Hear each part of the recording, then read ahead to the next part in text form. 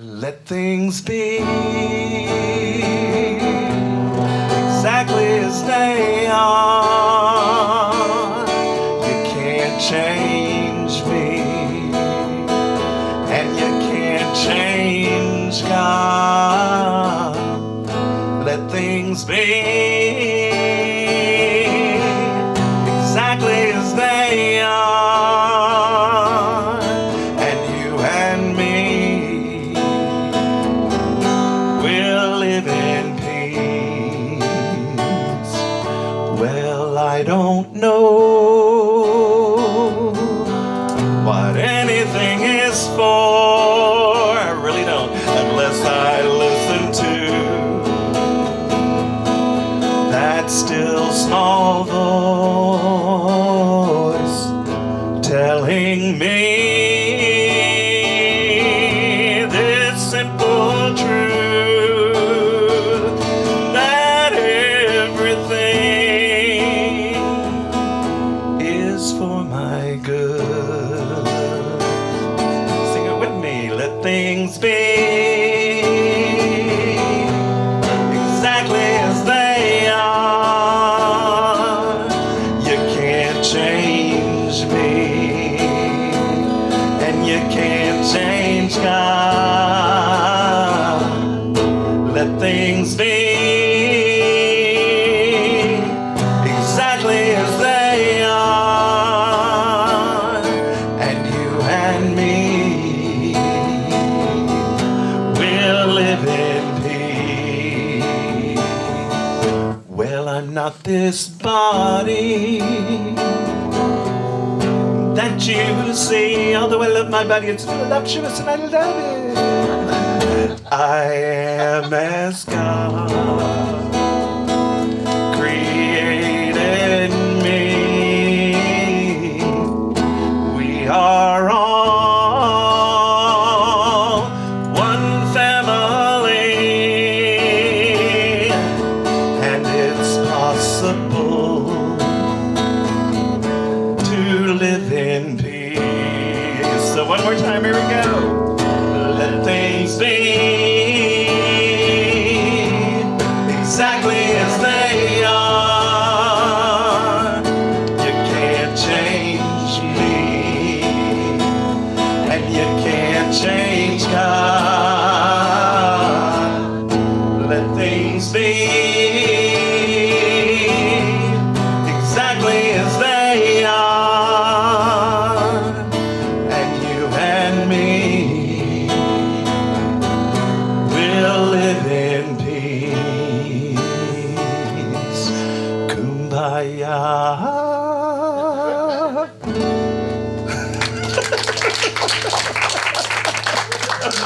Oh, goodness. That was one of Glenn's favorite songs of mine. And whenever, we'd sing it every week. And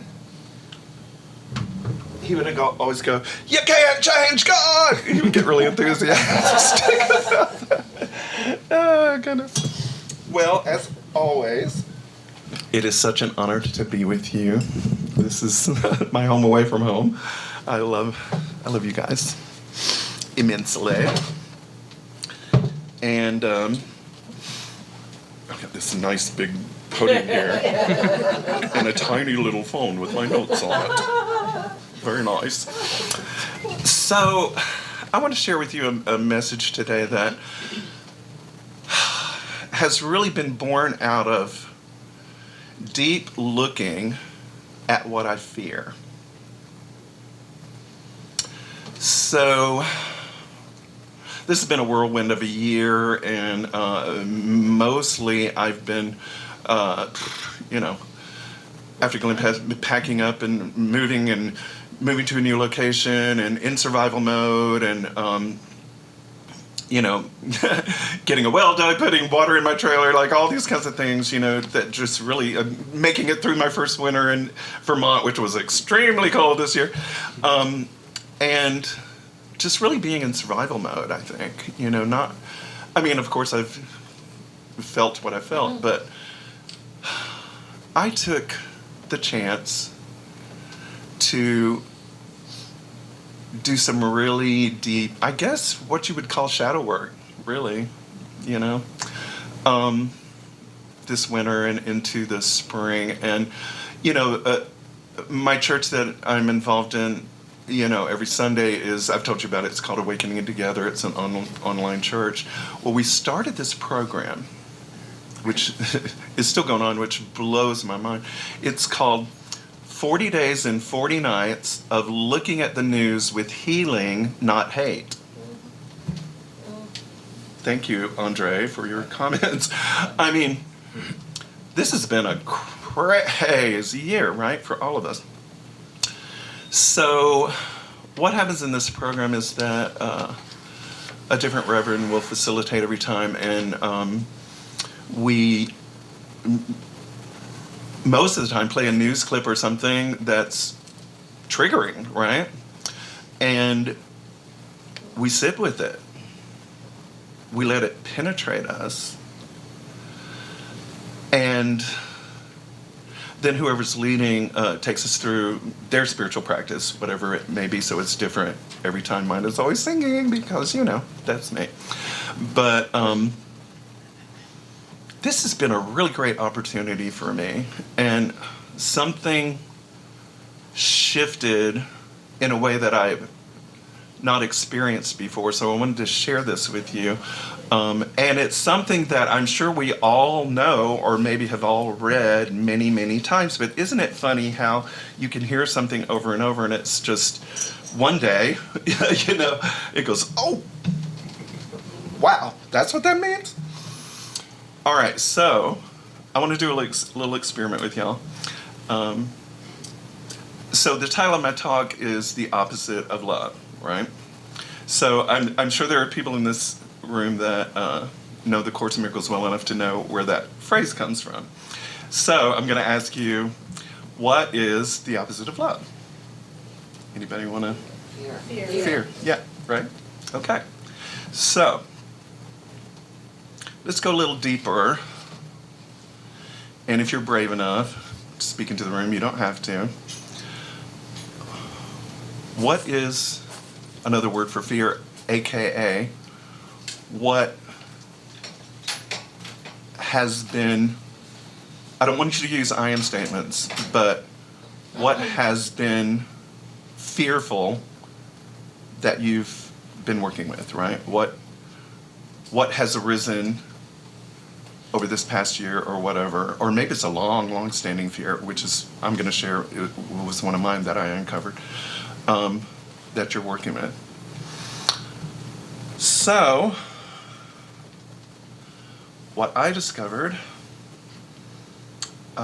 was when the leader of our country stood in front of the television and said there were only two genders in America, it went straight to the core of my very existence, actually. And I allowed myself, now I'm saying it this way because it's choice, right? I allowed myself to go in the deepest, darkest place of fear that I think I've ever been.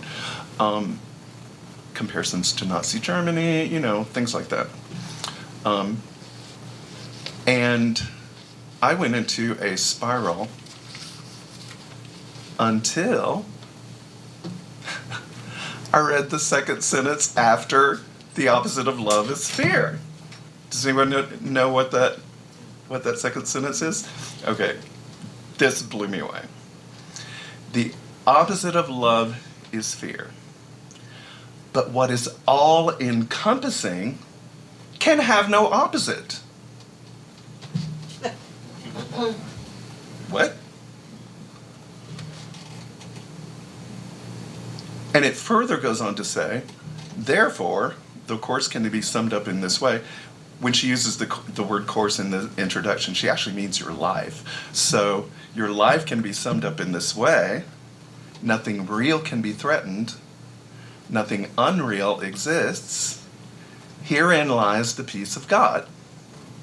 Now, I've always gone to those three things which I love. However, I skipped over what is all-encompassing can have no opposite, which is the reason why nothing real can be threatened, nothing unreal exists, and herein lies the peace of God.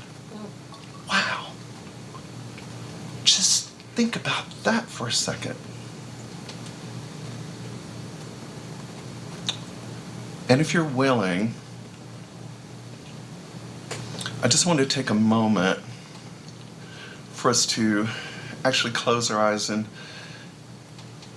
let that, whatever you're working with in terms of fear, just come up. Like I say, don't do I am statements or don't claim it, but let's just look at it for a second. Can you say it one more time? Okay. The opposite of love is fear, but what is all-encompassing can have no opposite.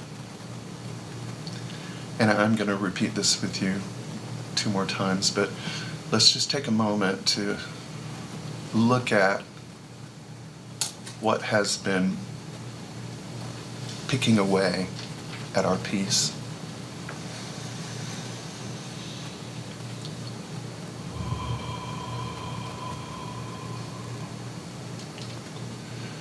The opposite of love is fear, but what is all-encompassing can have no opposite.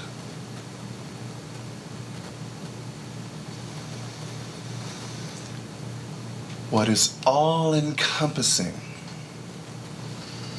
can have no opposite.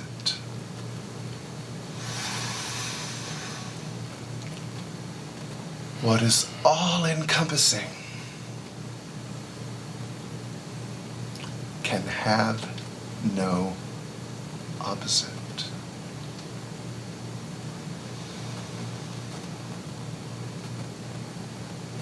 Blessed be.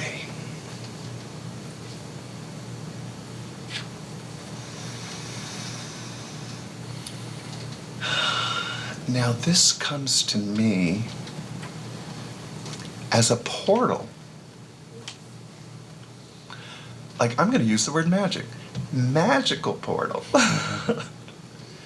To a space of where I actually can feel the arms of love holding me.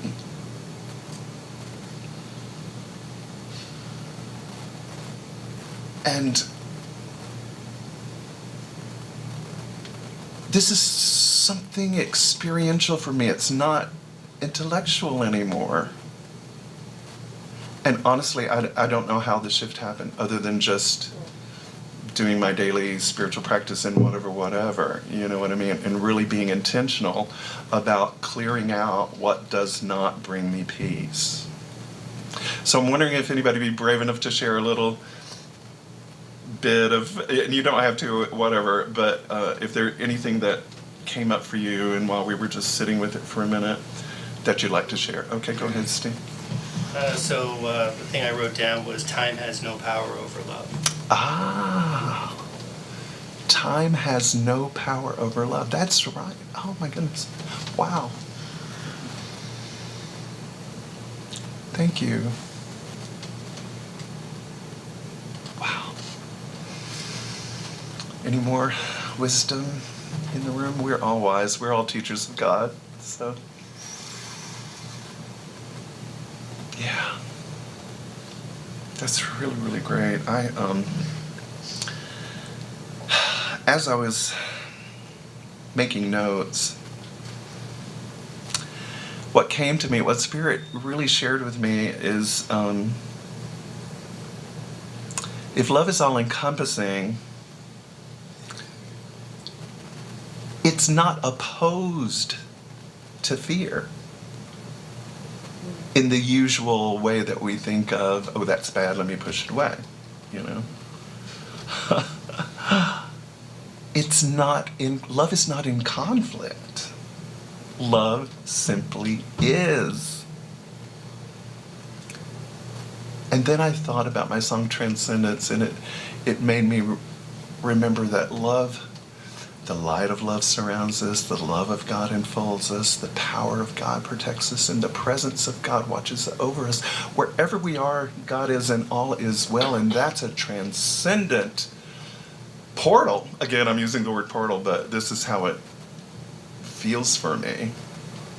And Steve, with your mention of Could you say it again? Love has no time? Time has no power over love. Time has no power over love. Boy, that pulls me right in to love being all-encompassing and really being able to feel embraced. Because there's no time. So our ancestors that have passed before us, we can still embrace them. They still love us. We still love them. And that's what's the truth. We don't have to, I'll speak for myself, I don't have to fear the loss. I don't have to fear being alone. I'm not alone. Neither are you. We have our wonderful family here in form, but our ancestors, those that have gone before us, are just as alive and real and present if we allow them to be. Wow. Love has no need or reason to defeat fear or to defeat anything. Love holds that fear and gently dissolves it. I'm giggling because it's just like, wow. Wow. If love is the grounding of all being, which we say it is, God is love, we say God is love. And if that's the grounding of all being, that's Glenn beeping. I still have my phone on, and he beeps at the most interesting times. It's so lovely. So anyway, if love is the grounding, then even what is not love, quote unquote, is love.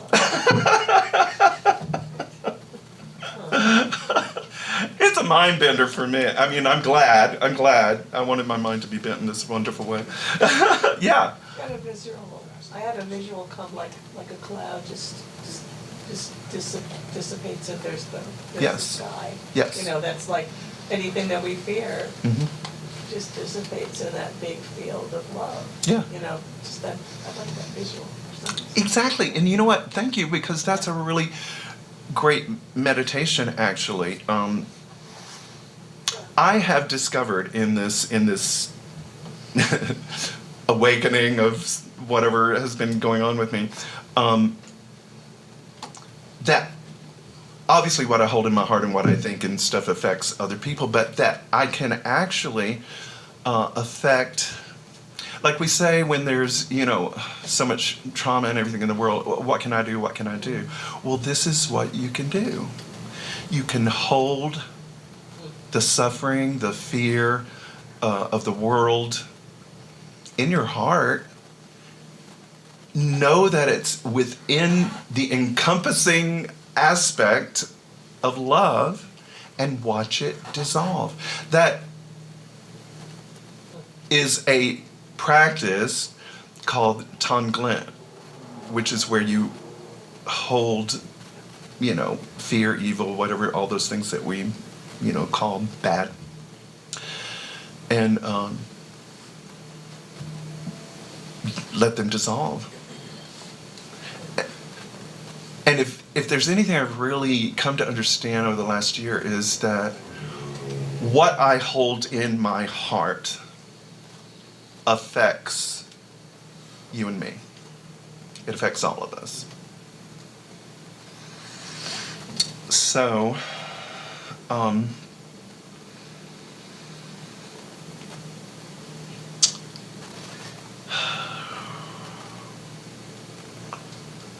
it's also good to have boundaries, is what I want to say. I mean, we love, we accept, we allow, and we have boundaries because we need to have a way to get along with each other. We need to have, space where we can say, okay, I can't do that, we can't do that. It affects the world in such a way that it's just not sustainable, you know? So it's good to have healthy boundaries. I'm not saying that. But I am saying that I refuse, I wrote this down so I would remember it, I refuse to exile anyone from the heart of love. I can have a boundary and still include you in the heart of love.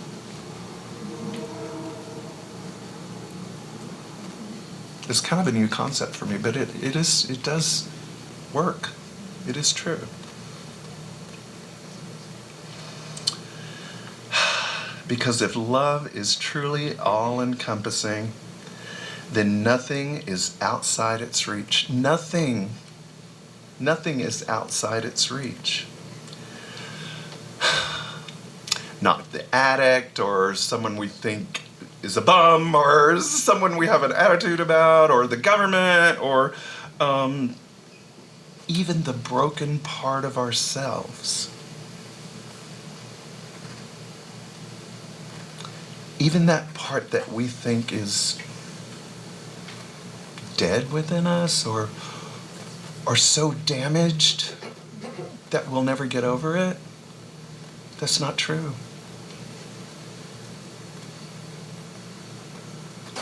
If we have the courage to embrace this concept,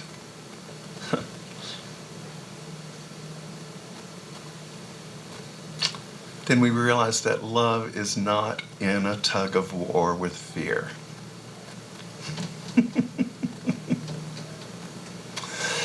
So, repeat after me. The opposite of love is fear. The opposite of love is fear. But what is all-encompassing can have no opposite. But what is all-encompassing can have no opposite. Therefore, your life can be summed up in this way.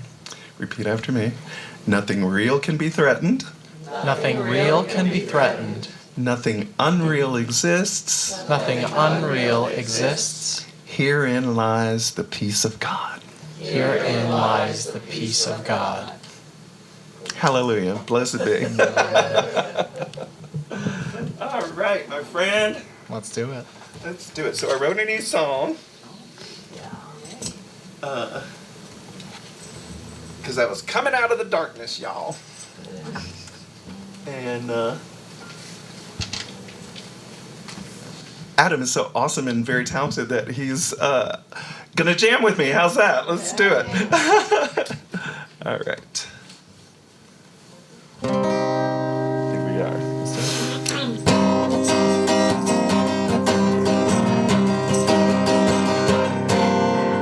Over the bridge, out of nowhere, to home,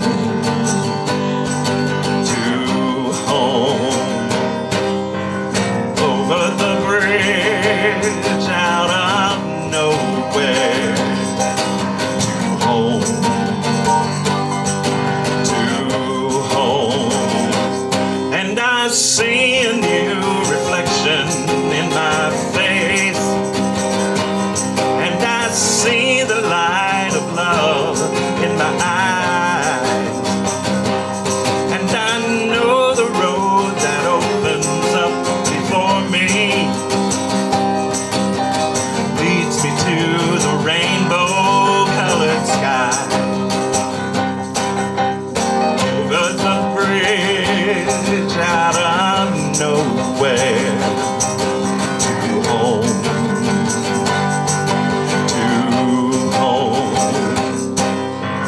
over the bridge, out of nowhere, to home,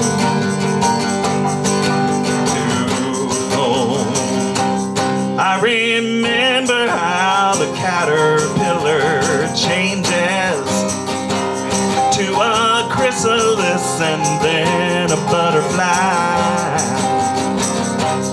And I know the road that opens up before me leads me to that rainbow-colored sky. Let's dance, yo! Om Gangana Pataye Namaha, Sharanam, Sharanam. Om Gangana Pataye Namaha, Sharanam Ganesha.